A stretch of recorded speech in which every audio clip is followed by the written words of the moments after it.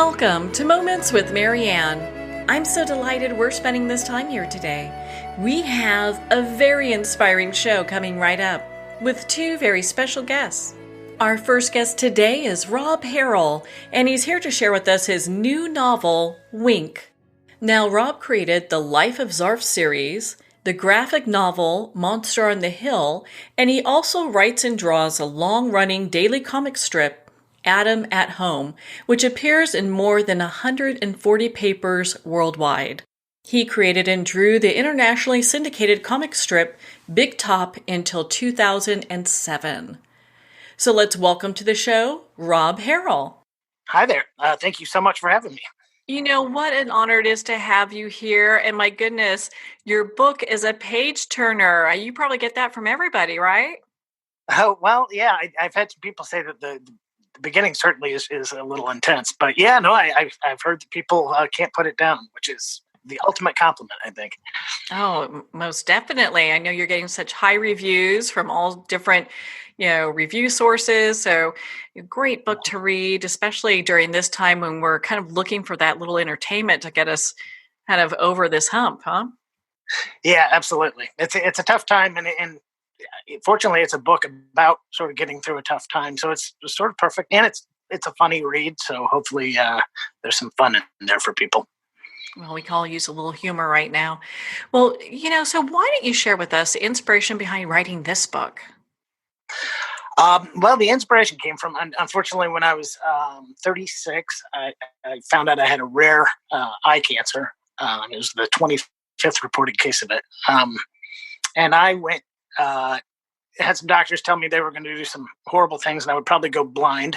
And then we found what was at the time an experimental treatment called proton radiotherapy, which is now in heavy use. But at the time, it was kind of a miracle. It came out of nowhere, and they were able to save the sight in one of my eyes. And so, while I was going through it, I was doing a daily comic strip. So the inspiration was really to tell this story and sort of express how much I think the humor of doing a comic strip, having to put myself in a funny situation every day, funny frame of mind, really helped me get through it. And I felt like I had some lessons I could impart on how to get through a tough time, I guess is the basic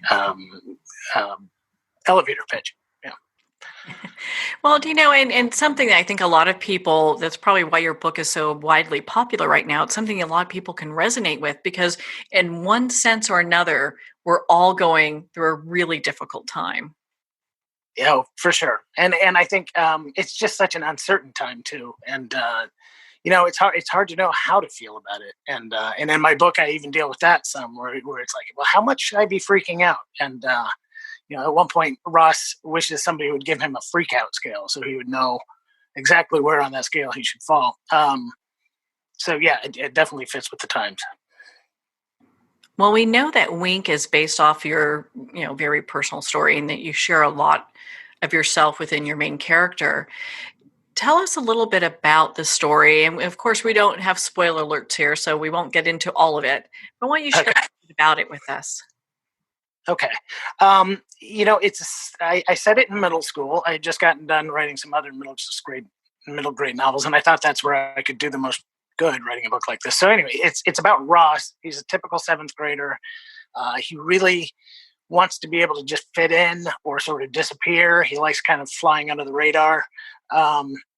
So Ross finds out right before his seventh grade year that he has this rare eye cancer. And, it's hard enough trying to fit in middle school, but suddenly he becomes the cancer kid. And he has to wear this wide-brimmed hat. I had to wear a wide-brimmed hat for a year, indoors and outdoors, 24 hours a day, well, except when I was sleeping, to keep the sun off of his face.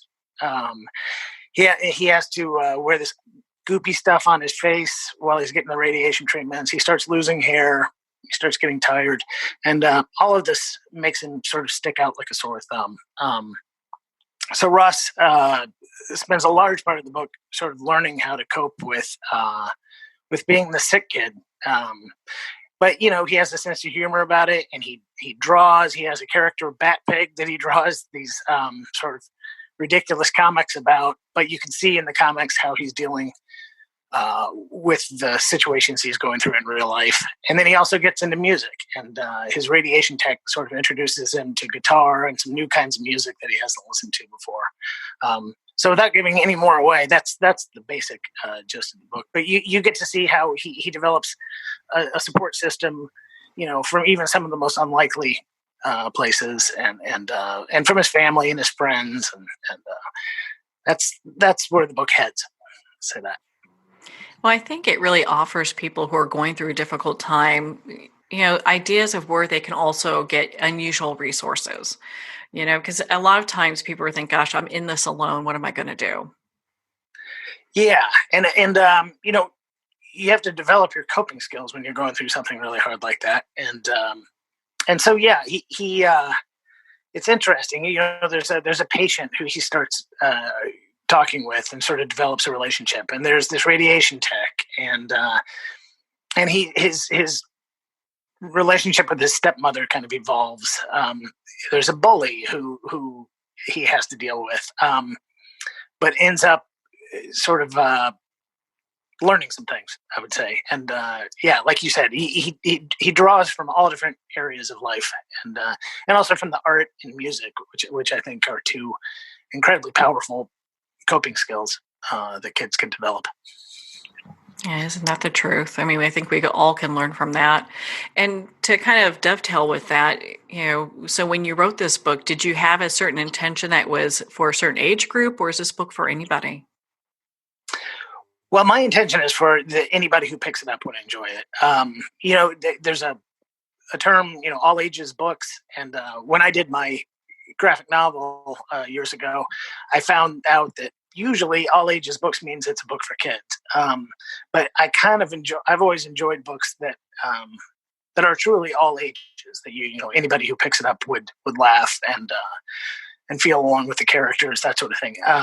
So that was my goal. I didn't really. I knew I was aiming it at middle schoolers, just because that was the age of the main character. But I certainly, hope that it was a wider reach than that. Well, I can definitely see this is for all ages because I enjoyed the book, and I think it has life lessons in there that no matter where you're at on your walk, it helps a lot of people. Sure. And I've had responses from people of all ages that have read it, that have really enjoyed it. And that's, I'm so excited about this book, and partially because it's the most personal book I've written, but it's also the first book that I've put out that in a real way, I just couldn't wait to get it in people's hands, because I felt like the dream I have is of somebody who really needs it getting in their hands and reading it. And part of that is because I read some cancer books when I was diagnosed, and they were great books. I just didn't find one that was sort of warts and all and made me feel a little bit better. I read Lance Armstrong's book. I think It's Not About the Bike. And it's a great book, very inspirational. But he sort of attacks cancer like a superhuman super athlete, and goes out for a 50-mile bike ride the day after his brain surgery and that sort of thing. And I remember, curled up on the couch under a blanket. It just didn't make me feel that much better. And so my hopes was that with humor and a good sense of the absurdity of the whole thing, that I could show even those dark spots where you get angry, or you just get sad, or you lose your energy. But hopefully in a way that's still an entertaining read, and makes you want to keep turning the pages. Well, I'm pretty sure the reviews say it all as far as that's concerned on that. Yeah, I'm really happy. Yeah. Yeah, you've got some, New York Times had some really lovely things to say about your book, and on and on and on. So, but so when you look at the book as a whole, what are some of the things that you want our listeners and readers to take away from your book? I hope, especially like with kids, the kids that are reading it, my hope is that they can develop some skills for empathy, compassion, things like that for somebody who's going through a hard time. I think there's a tendency for somebody who is suddenly the cancer kid or has something horrible happen to them, they become sort of other. And before I wrote this, I was trying to figure out what age group to write it for, that sort of thing. A friend of mine, his daughter was diagnosed with cancer, and she and I talked a lot about it. And she had some friends just sort of disappear on her. So, and I don't think it was out of malice. It was just that they didn't know how to handle it, so they didn't handle it. They just went away. So my hope is that you learn empathy for the person who's going through something really hard, and then also if you're the person who's going through something really hard, there are some lessons on there on how to deal with it and how to keep a sense of humor about it. Maybe that's one thing I found out is that no matter how dire the situation is, your sense of humor is still intact, and you're still pointing out. As I said at one point, if you just got horrible news and the doctor walks away and has a milk dud stuck to their pants, it's still funny. That sure is, right? Yeah. So you still have that part of your brain still works, and maybe you need to exercise it a little bit. So hopefully there's lessons for all sides of the equation. People in dire straits and people around people in a tough situation. Well, they say that there's great healing power in laughter. That's something to really pay attention to. And I would agree with that. Yeah, I agree wholeheartedly. And like I said, I was doing a comic strip at the time, and I had to sit down and write jokes for circus animals every day. And there was something about getting inside the head of a snarky poodle, or, I did my own sort of art humor therapy while I was doing it. And so I felt a little guilty about putting my story on the shoulders of a seventh grader in the book. But I was able to give him the tools and the support system and all that. So all of that made me feel a little bit better about doing that to Ross. Well, as you went through your own cancer journey, what are some of the things that you discovered about yourself? Boy, that's interesting. I think there was an element of like the unthinkable had happened. And you never know how you're going to respond when the unthinkable happens. I had thought beforehand, like, how does somebody respond? What do you do in the moments after you get a horrible diagnosis or a loved one dies or something like that? Those moments when your world has come crashing to an end.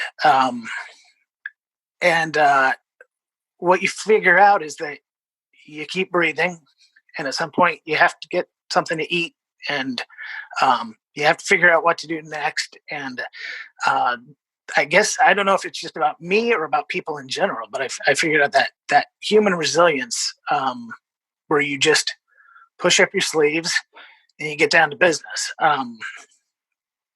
I think that's what I found is like, you find out how you handle pressure. And that was, it was an awful diagnosis. I to be honest, I didn't know how long I'd live, frankly. And to figure out that, well, you just sort of shove that to the back of your mind and you say, okay, I need to do my research. I need to see this doctor, and I need to get a second opinion, and I need to, it's pretty amazing that we as people have that ability to do that. And then, I think I shoved some of the emotions to the back too, which I'm not sure that's healthy, but that was part of what writing this book was. I was able to go pull some of that stuff back up. So it wasn't always fun reliving some of those times, but I think it was probably healthy for me to write the book as well. Yeah, I can understand. Here you're working, you've got all these things going on at the same time. Did anyone that you were working with know what you were going through? Oh, they did. And, I was doing my comic strip. It was a nationally syndicated comic strip called Big Top. I let it, my syndicate and everyone know. And they actually got the one time that I didn't do the strip was for the 2 weeks following my surgery. And they actually had cartoonists, a bunch of other cartoonists, each fill in for a day on my strip, including Jim Davis, who does Garfield, and some of my good friends. They all took a day, and that was just incredibly moving to have them do that. But yeah. so people knew, and and then I lost my hair, and I had to wear this dumb-looking cowboy hat everywhere I went, and it was pretty obvious at some point that I was going through something.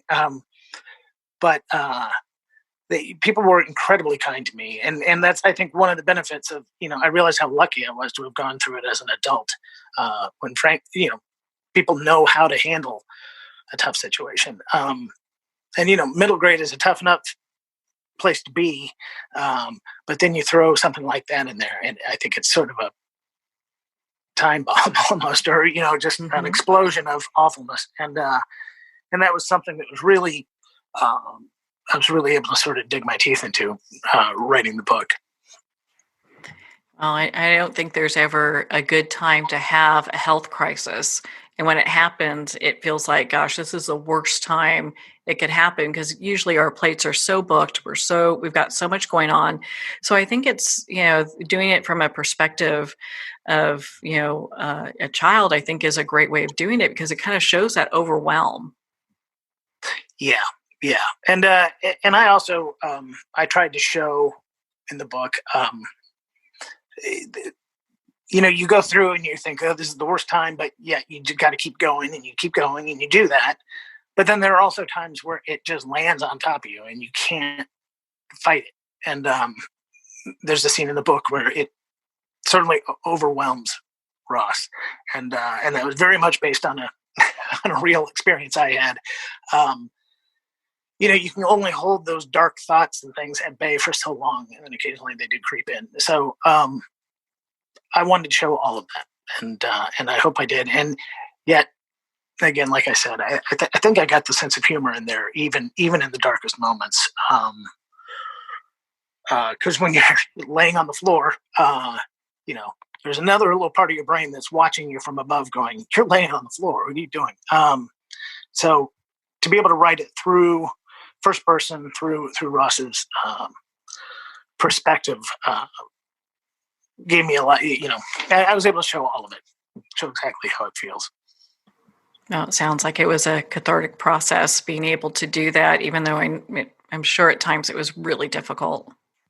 Yeah, it was. And I will say my wife probably read the book the slowest of anyone. And she just said that it was rough having to read it. And not because I think it's a terribly rough book. Everything I'm saying makes it sound very, very heavy. And I think sort of the surprise, if you read it, is how funny it is, and how much fun there is in the book.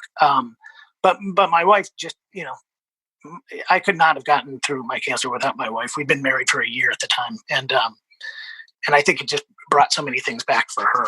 And frankly, there were some parts, there were some times that I don't remember that well, especially, the couple of weeks after my surgery, where I was kind of laid up in bed and on a lot of medicine. And, she lived that daily and still has that memory. So, but she thoroughly enjoyed the book by the time she got through. And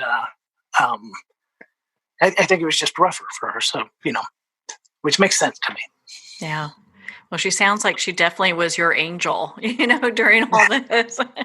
She was. And that was one thing I felt bad that I couldn't give Ross a wife like Amber to get him through it. But, he has his best friend, Abby, this girl who's a little more eccentric than he is. And everybody should have a friend like Abby. That's sort of how I feel about her.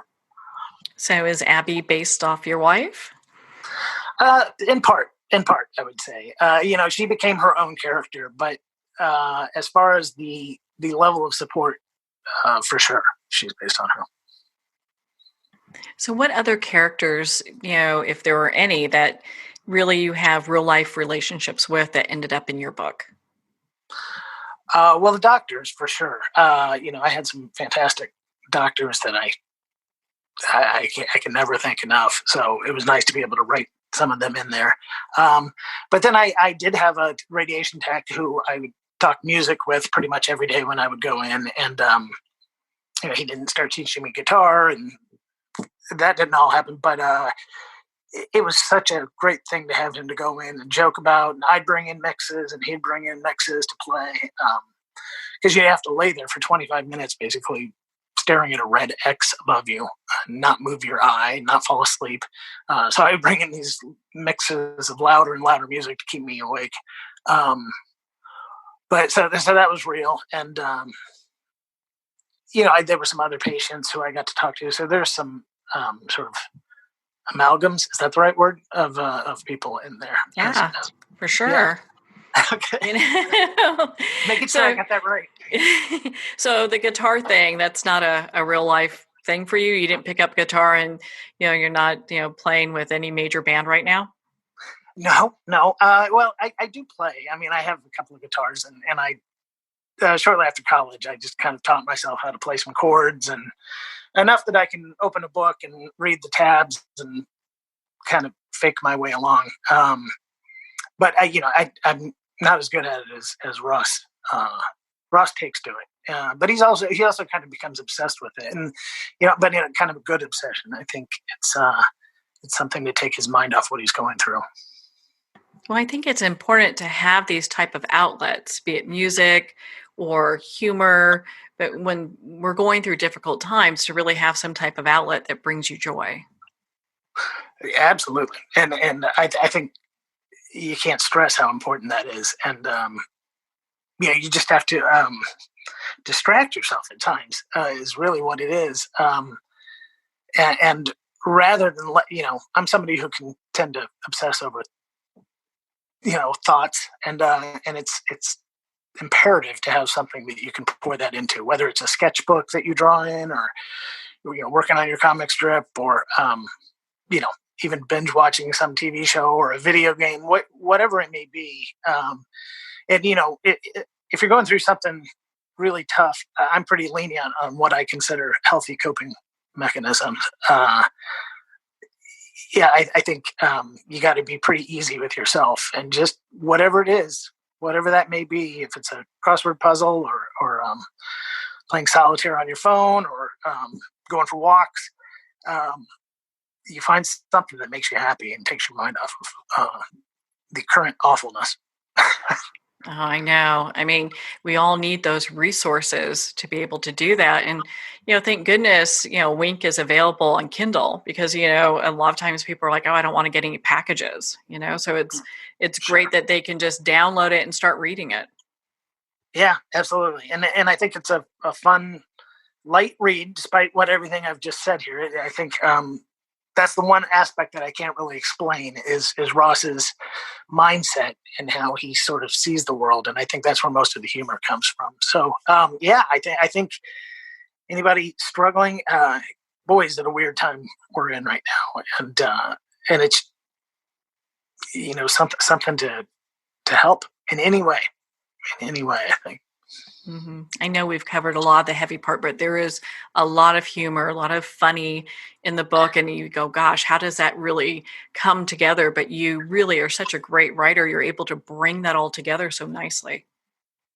Well, thank you. I think that was probably the toughest part of writing the book, was figuring out that tone. And I knew I wanted it to be funny. I mean, and part of that is because everything I've written up to this point has been funny. So I just know that that's one of my that's the way I write. But then I had to figure out how funny to make there are little cartoons and drawings interspersed here and there throughout the book. And at one point I had a lot more of them, and I ended up paring it way back because I didn't want any joke in there that felt forced or didn't feel like it was coming from sort of the inner dialogue that Ross has developed. So that was what I really came down to, was anything that didn't feel 100% genuine Ross, I took out. So, during this entire process of writing this book, were there a few aha moments for yourself? You mean as far as my own? Yeah. I think, it's pretty easy for me now, 14 years later, to say, oh boy, you really helped me doing the comic strip. And, and I did have my guitar, and I'd play my guitar at times. And hindsight is pretty easy to say, this is what helped me get through and things like that. But I don't think it was that clearly defined in my head at the time. So writing the book, it was, I think I got an education writing the book too, realizing how much those kind of things helped me. And, there are plenty of situations where you need help getting through. We just unfortunately lost a dog, or had to say goodbye to a dog. I'm so sorry. Yeah, and it's been really, really hard. And I find myself thinking about some of exact same things, going back to music, and I have a mix for every mood basically, and I've been in this weird sort of late 70s, early 80s punk thing lately, but I think there's some anger in that music, and that's helped me out. So there are things that I keep going back to. So yeah, I think writing the book, I definitely had some aha moments in there. Yeah, I can tell, because I think everyone kind of develops that themselves as they read your book, Wink. Especially with everything we're going through right now, it's able, it brings up things that maybe we want to process and get rid of, or just work through. Yeah. I think there's a lot of ways to do it, and guitar and drawing bat pigs is not the only route. But hopefully, if you that's a pretty good one, though. yeah. I can't tell you how much fun I had drawing the bat pig stuff. So there's sort of these one page throughout the book. There are these one page comics that he draws. It's like Bat Pig versus the Hat, and Bat Pig versus the Anger, and so you very much get to see how he's working through it. So that was really fun. But I think everybody can find their own thing, and if it's sports or I don't know, there's an infinite number of them out there. But I think allowing yourself to realize that you need that healthy input, as well as the whatever it is that you're day by day dealing with. And right now we are all very much dealing day by day with something. Yeah. Well, gosh, Rob, I really enjoyed reading your book, Wink. Where can our listeners connect with you and be part of your community? If you go to robharrell.com, that's my website, you can find out, the most about me there. And I believe there are links to my Twitter and Instagram, but I would say my Twitter is at Harrell Rob. That's what I'm at, Harrell Rob. Make sure I had that right. And I'm not a big social media guy, but I'm learning, especially in this time, because I really do want to get the word out about this book, and I really do want to connect with people who've read the book, and so it's sort of against my nature, but I'm becoming more of a social media person. Against your best judgment there, right? right. Yeah, but I'm making an effort. So please find me if you can out there. Oh my goodness. Well, Rob, thank you so much for taking the time to be on the show with us here today. Thank you so much. I can't tell you how much I appreciate it. Well, thank you so much, Rob. It's been such an honor to spend this time with you, and of course to talk about your new novel, Wink. Wink is available at Amazon, Barnes & Noble, and all indie retailers. And if you'd like to connect with Rob, you can at robharrell.com for more information. Our next guest coming up is Alka Joshi, and she's here to share with us her new novel, The Henna Artist. You don't want to miss this. We'll be right back after these messages. You've been listening to Moments with Marianne. We'll be right back.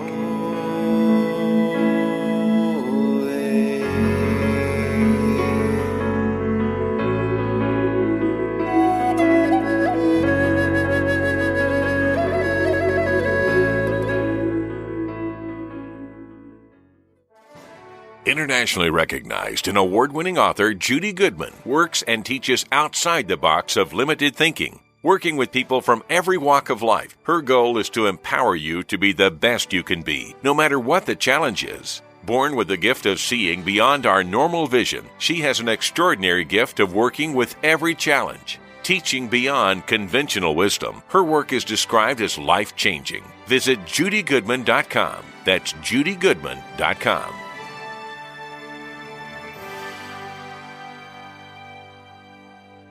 There comes a moment when you realize you're somewhere special, When you discover that each beautiful creature that you see has been rescued from a life of absolute horror and brought to this incredibly free place, here's where their lives were forever changed and where yours will as well. Discover over 500 tigers, bears, and lions at the brand new visitor center at the Wild Animal Sanctuary just outside Denver. For more information, visit wildanimalsanctuary.org. Discover true freedom at the Wild Animal Sanctuary.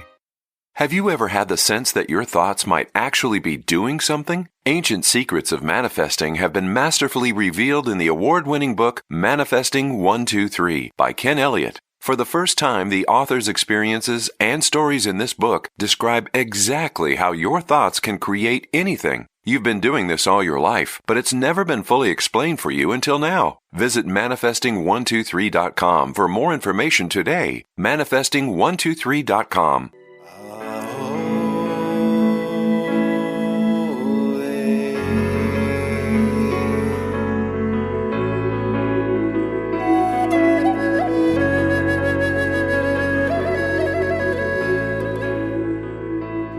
Welcome back to Moments with Marianne. We're here today with our next special guest, Alka Joshi, and she's here to share with us her new novel, The Henna Artist. Now, Alka is a graduate of Stanford University and received her MFA from the California College of the Arts. She has worked as an advertising copywriter, a marketing consultant, and an illustrator. Alka was born in India, and her family came to the United States when she was 9 years old. So let's welcome to the show, Alka Joshi. Thank you so much for having me, Marianne. I'm excited to be here. You know, what an honor it is to have you here. My goodness, I've heard so much about your book. And congratulations, by the way, because I heard it also made the Reese Witherspoon Book Club. Yes, that was a completely out of the blue phenomenon. I was so shocked when that happened. I was just like, really? Wow, she actually has a copy of the book. She's actually read a copy of the book. I was just flabbergasted. It's been such a wild ride, and I have enjoyed every single moment of it. When the book was released, it was March 3rd, and the publisher had high hopes for it. We had scheduled a bunch of bookstore readings.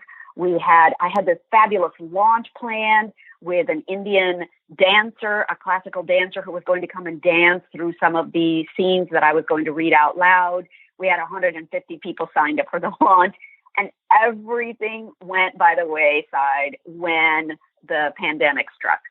So I never got a chance to be in front of readers. Well, imagine my surprise when on March 11th, my publisher called and said, Reese Witherspoon is picking this book for the month of May. So I have been busy the entire time of the pandemic. I thought, oh my goodness, here I am. I'm just going to, cry in my soup here for the rest of the time that the pandemic is going on.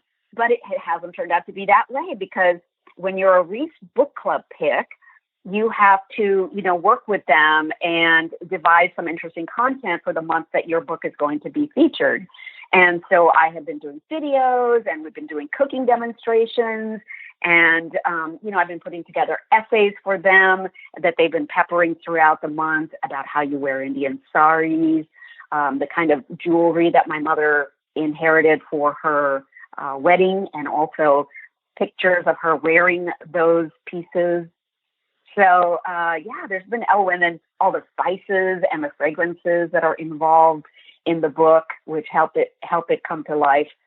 So I've been really, really, really busy, which I had not expected once the pandemic started. I know this pandemic has really, put us all in a totally different mindset. And it's really difficult for new authors, because there have been so many adjustments and so many changes, and especially when we look at all the industries that have been impacted as well. And so I have to really congratulate you, because it says a lot about your writing. It says a lot about your book. And I know that Reese Witherspoon's, book club isn't the only, accolade that this book has received. Oh, thank you so much, Marianne. That is such a delight to hear. I never, in my 10-year journey of writing this book, expected it to reach as many people as it has, and to touch their hearts the way that it has. Every single day, I hear from readers on social media or through an email that I get from somebody who's found me through the hennaartist.com. I hear from them about how this book is changing their lives. And what they're seeing is that the main character, Lakshmi, and all the different women that are represented in the novel, they all have different desires. They all have different dreams. And women are seeing themselves in one or another of the characters.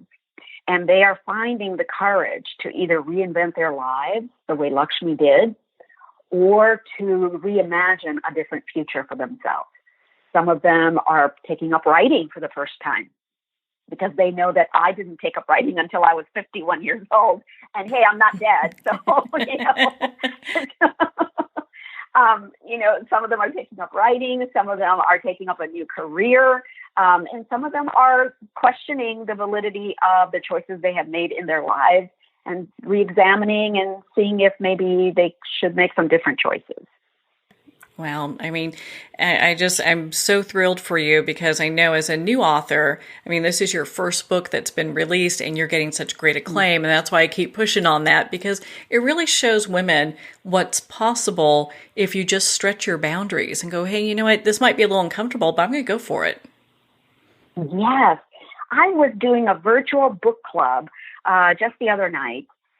And it was a group of women. Some of them were in London. Some of them were in Maryland. Some of them were in South Carolina.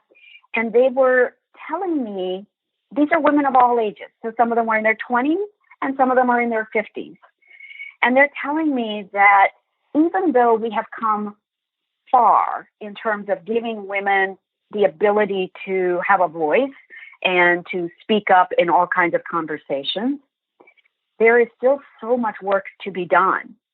And even the young women were asking me during our virtual book group, they were saying, so, I'm in a work situation. How do I get recognized without coming off as being too aggressive?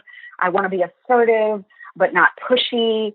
And women have to navigate so many of these things that far more delicately, I think, than men have to. And in the same way that Lakshmi in the Henna artist, and this is why we were talking about this in the book group, in the same way that she has to navigate this world in the 1950s in India that wasn't made for her. The rules were not made for a single woman. The rules were not made for a woman who wanted more than she was allowed to dream about. And so a lot of our women today are still struggling with the same issues of how do I fit into this world that is not of my construct, that is of somebody else's construct, from centuries ago. And I need to find my place in it. I need to find my voice in it. How do I go about doing that? I wish, Marianne, that there were a template for everybody. I wish there were an easy way to tell women, okay, you just follow these 10 steps and you'll get there. But each woman has to find her own way, because I think our trajectory in the corporate world, our trajectory in the larger business world has been so thwarted, at various points along the way, that we don't have a clear path yet. And it is up to every woman to find her way. But I seriously believe, the way that my mother believed, that if she couldn't live the life she wanted to, she could make sure that her daughter could. And I can make sure that all of the women in my circle get to realize their dreams, because I can pay it forward. What my mother did for me was such an incredible gift. She was an Indian woman in an arranged marriage in 1955 to my father. She was yanked out of college, and her father said, "You are too old. You're getting to be a spinster. I've got 5 other daughters behind you that have to get married. We've got to get you married now." He was so worried that she was going to end up a spinster at 18.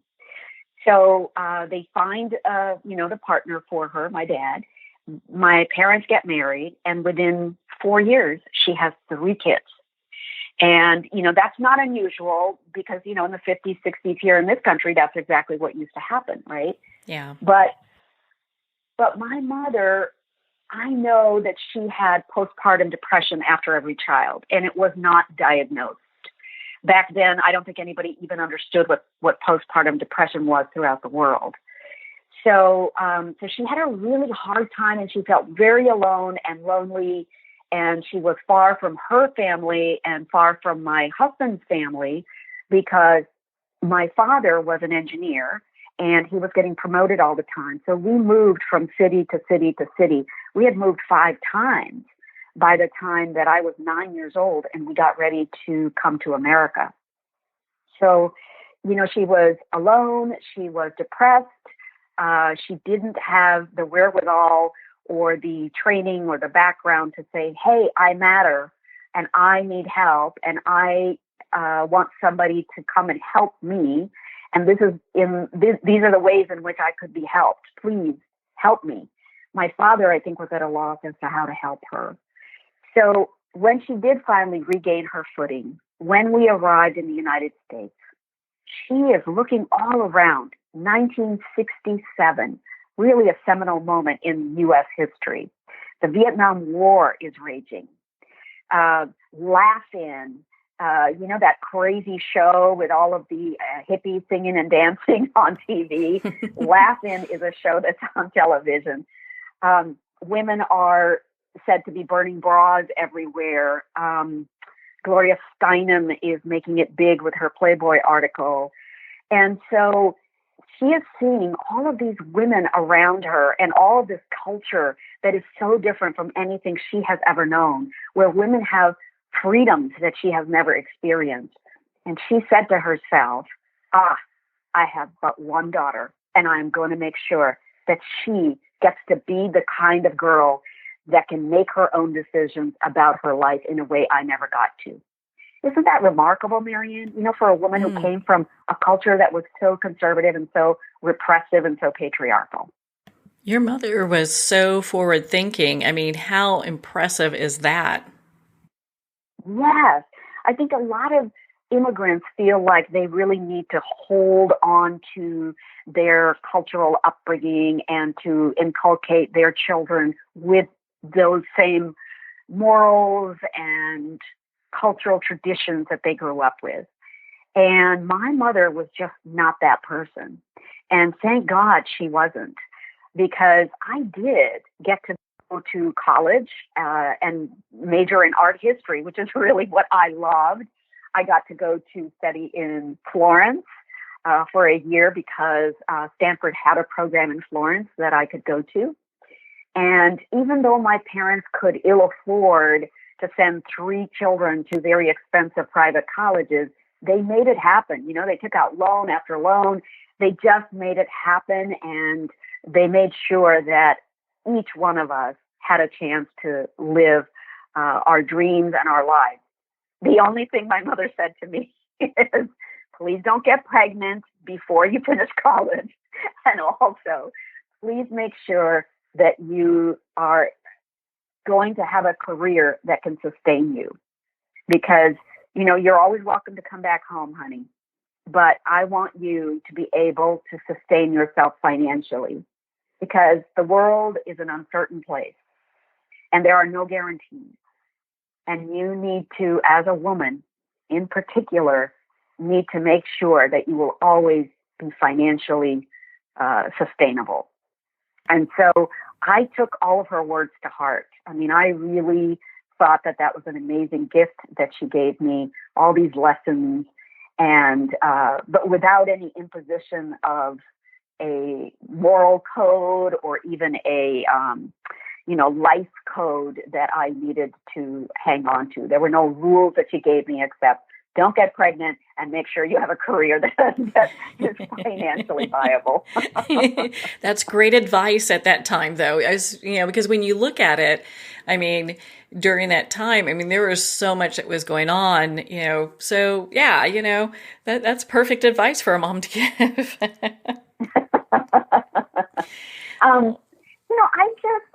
I used to think that if a parent died, that somehow they were gone forever. But my mother is with me every single day. We lost her in 2012, about 2 years after I had started working on the novel, or maybe 3 years.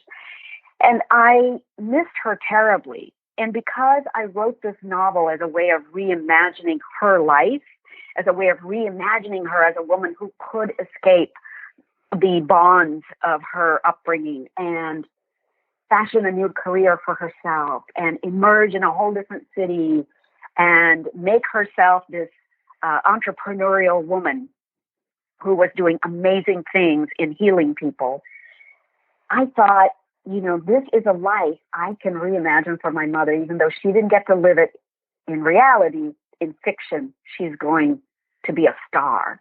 And my mother got to read many passages. I read them aloud to her, and she loved the book. She loved the concept, and she always encouraged me to keep going.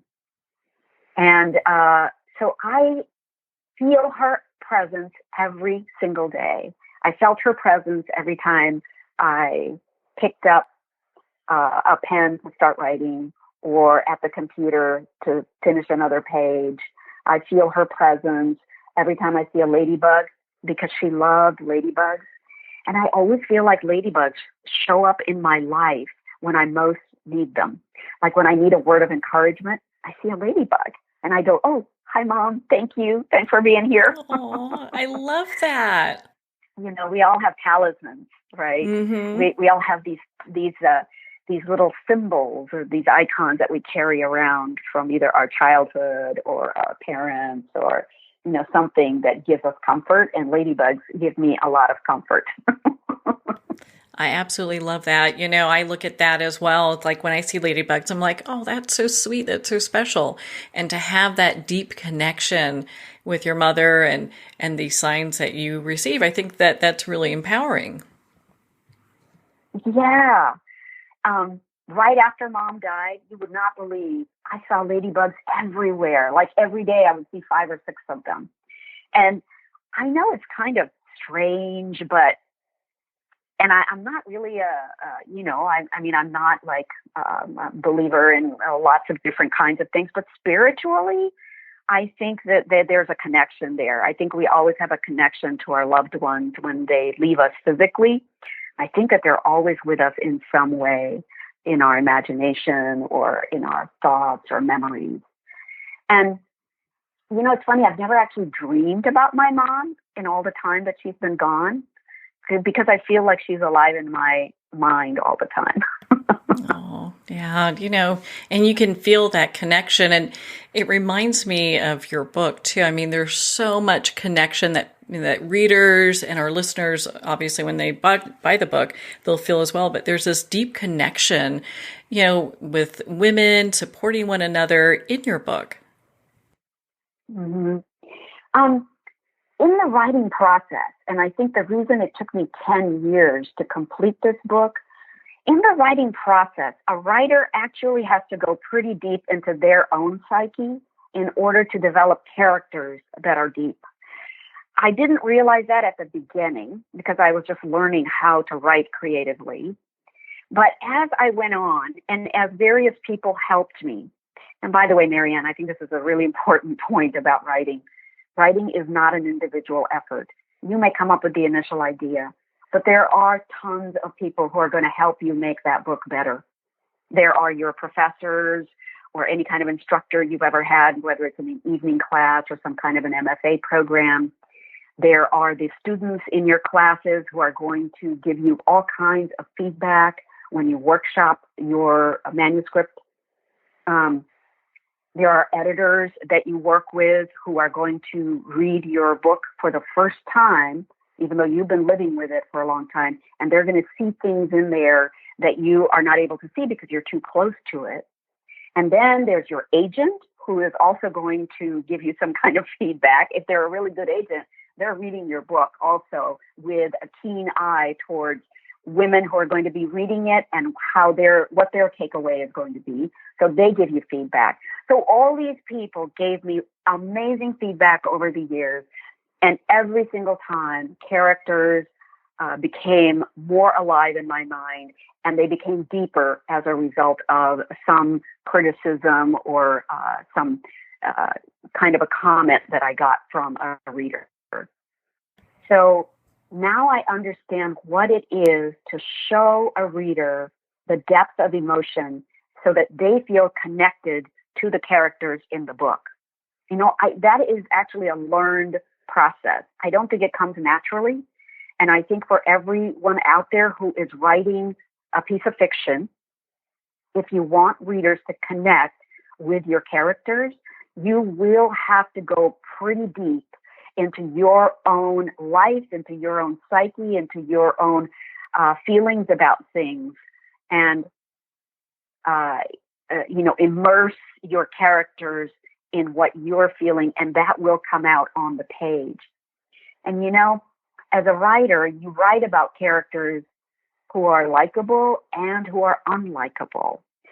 So you have to mine different parts of your personality to make that happen.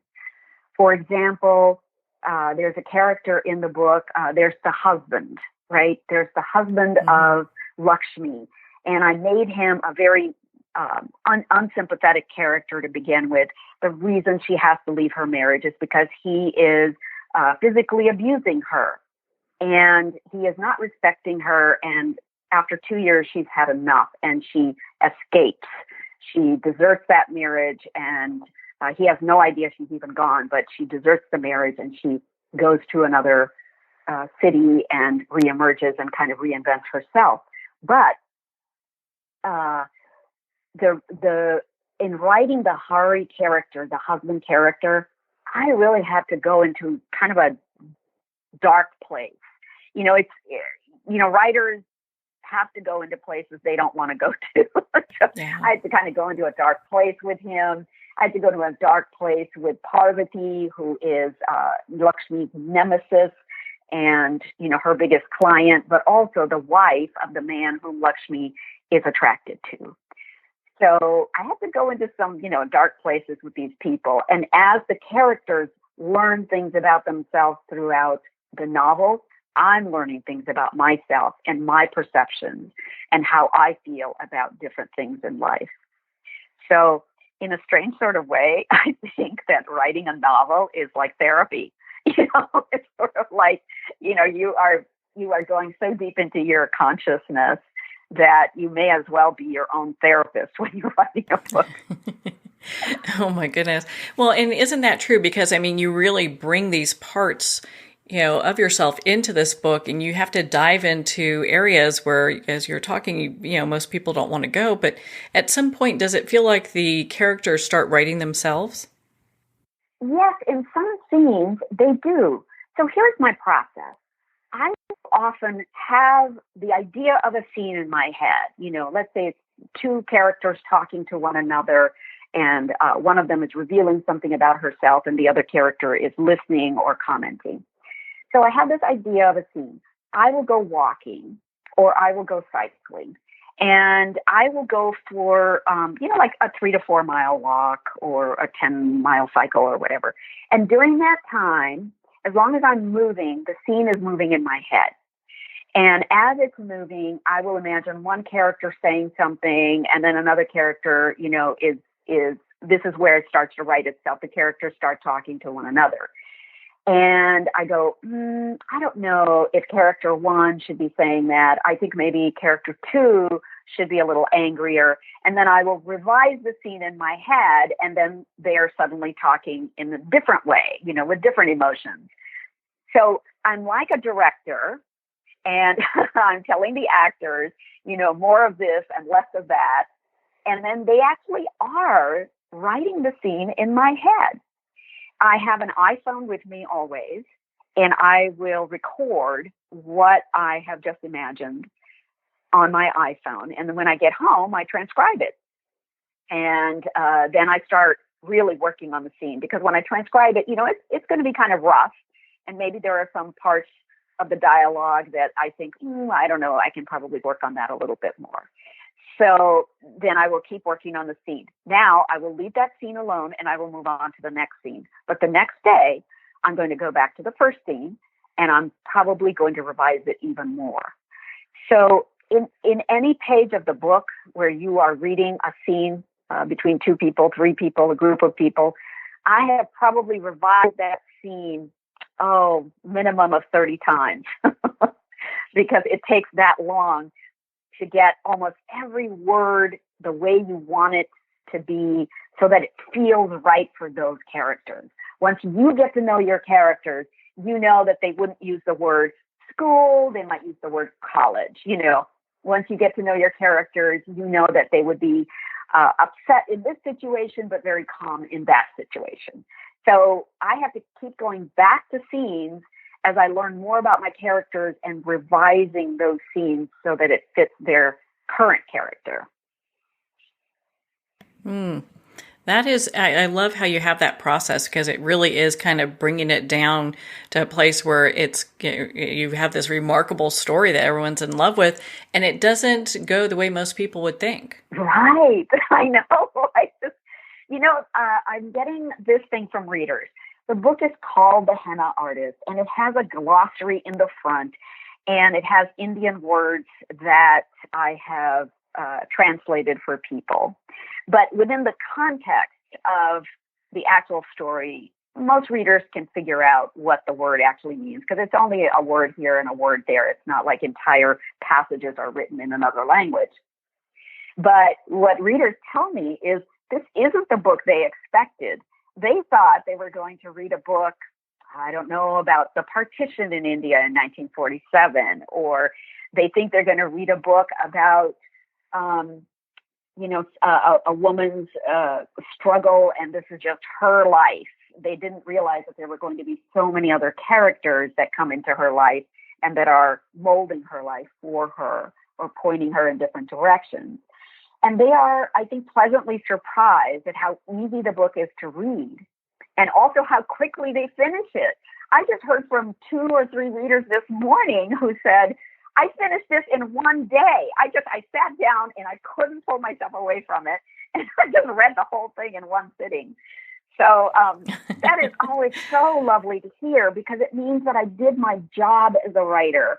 I made it easy for people to delve into a story and to stay with it and to continue it until the finish line. There are many books that I pick up that I don't finish because for one reason or another, I have lost interest.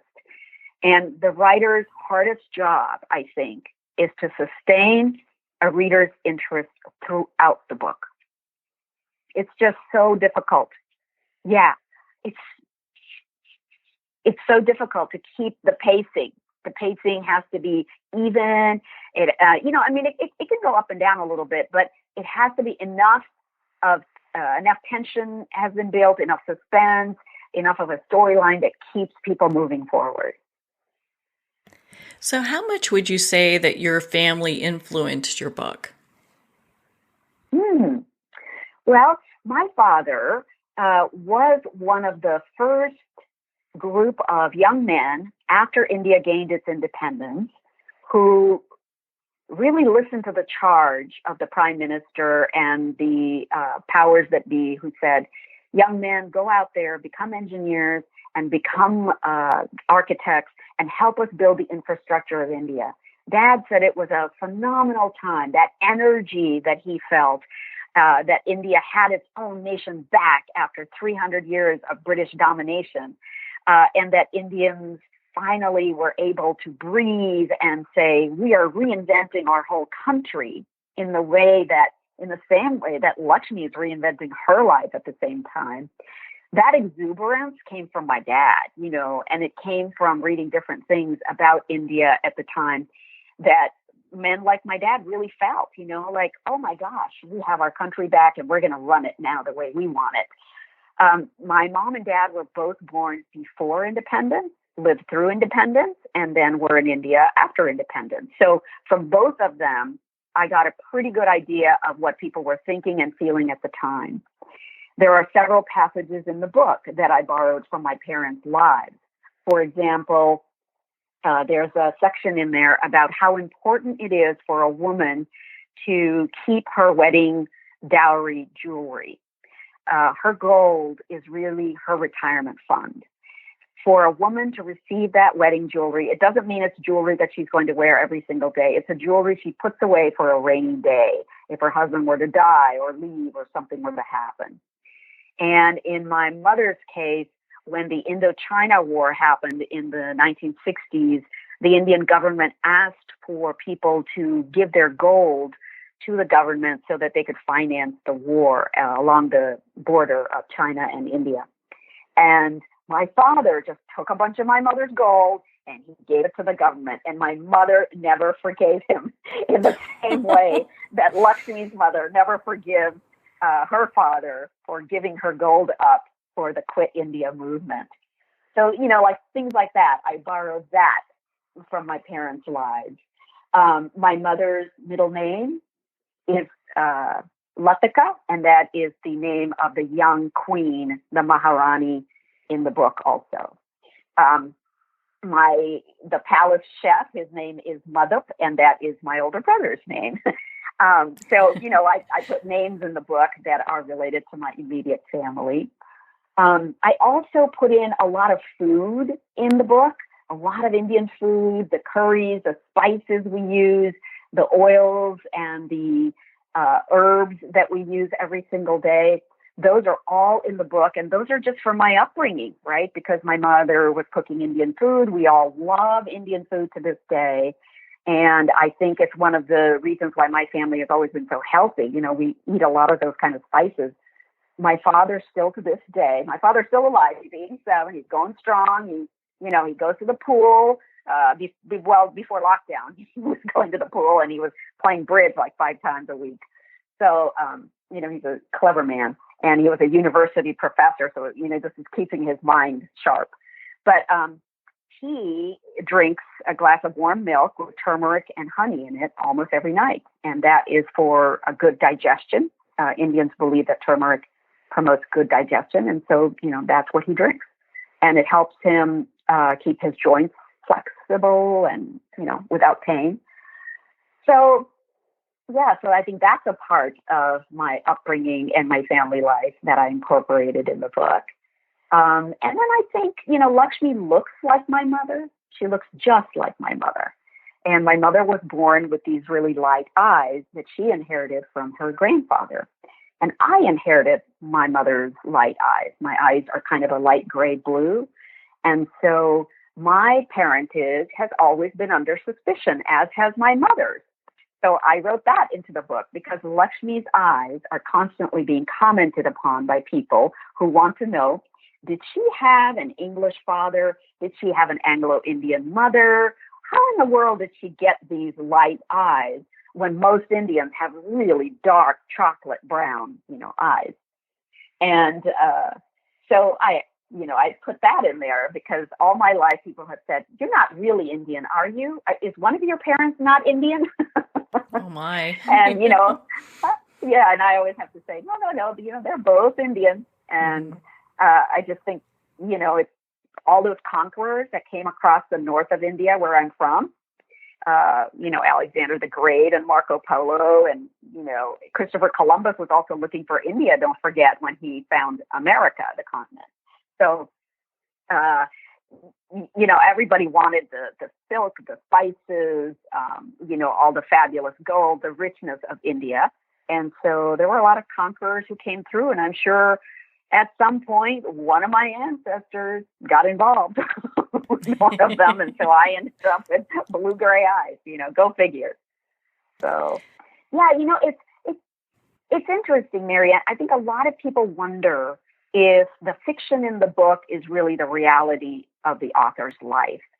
So I think what you ask is a really good question because I want to make it clear to readers.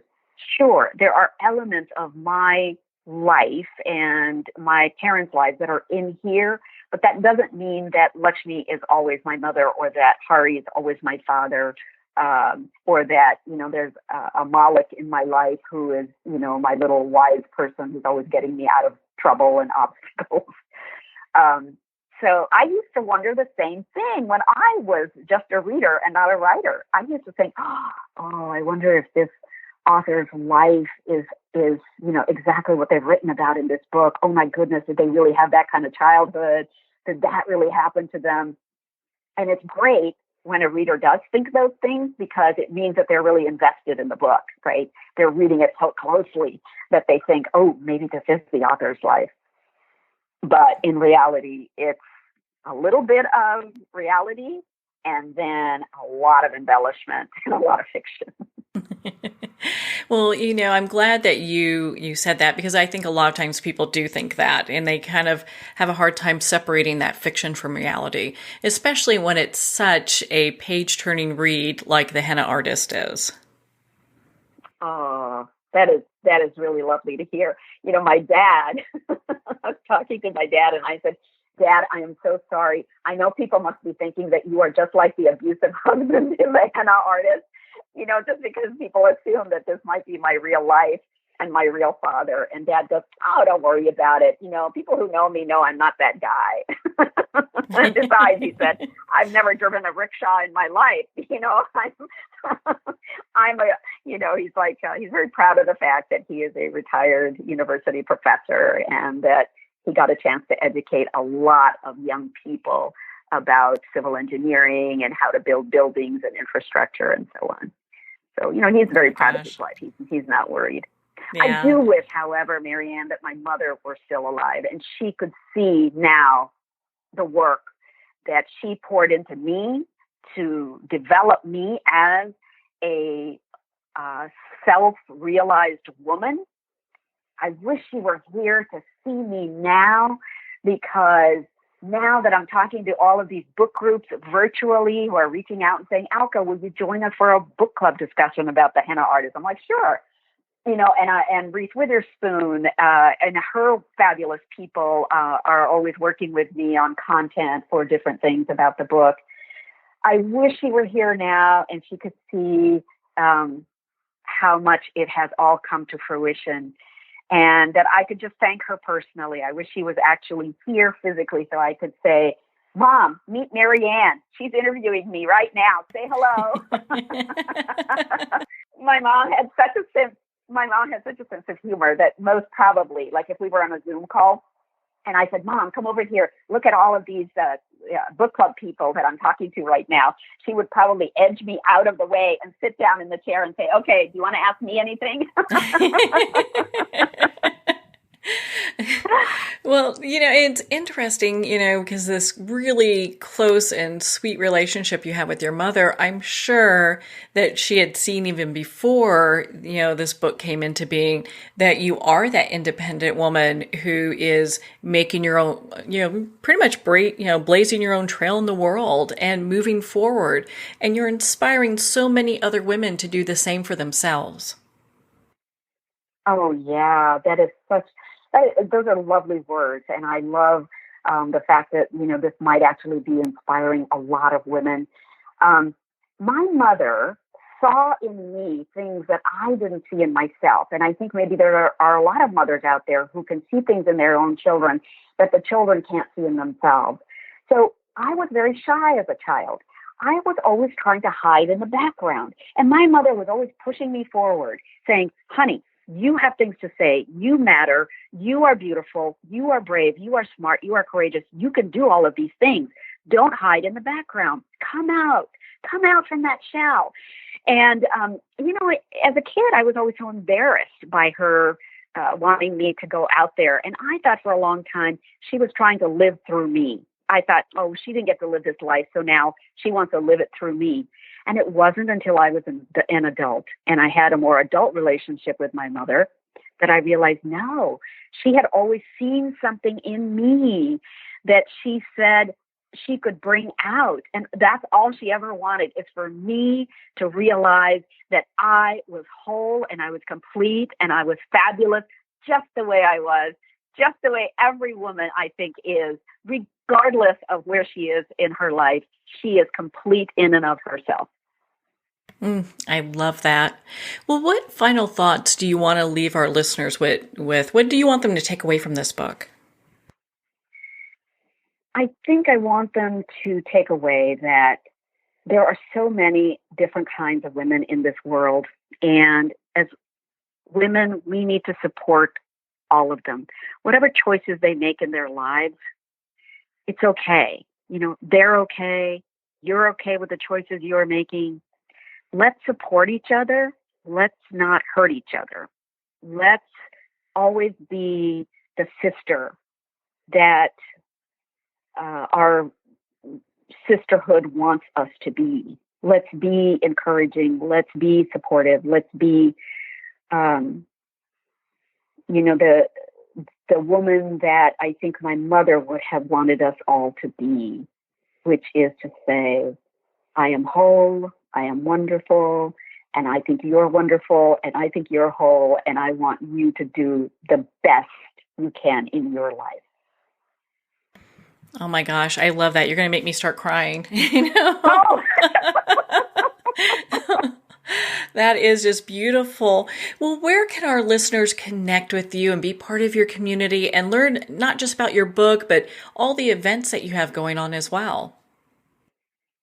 They can find me on thehennaartist.com. And henna is spelled Henna. And it's a wonderful art, 5,000-year-old art that is still being practiced today all over the world, not just by Indians, but all kinds of different people.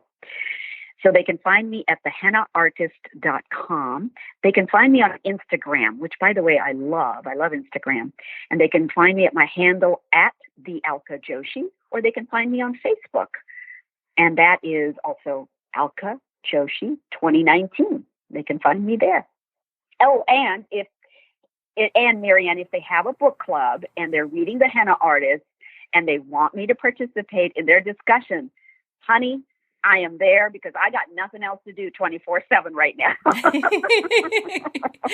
Well, I have to say on Reese's book club, video that you did with her, I mean, for someone that's quarantining inside, you look fabulous. So I just have to say that. Oh. Well, you know what? I inherited all of that from my mother. My hair, my eyes, my skin. She gifted me so many things. Thank you, Marianne. Oh, thank you. Well, thank you so much for taking the time to be on the show with us here today. You're so welcome. And I say hello to all of your listeners, and I hope you guys have a beautiful day. Well, thank you, Alka. It has been such an honor to spend this time with you and to talk about your new novel, The Henna Artist. The Henna Artist is available at Amazon, Barnes & Noble, and all indie retailers, and of course you can get it on Kindle. Again, if you'd like to connect with Alka, you can at thehennaartist.com for more information. Well, we're at the end of our time today. I would like to thank everyone for tuning in. You're listening to Moments with Marianne. And remember, make every moment count.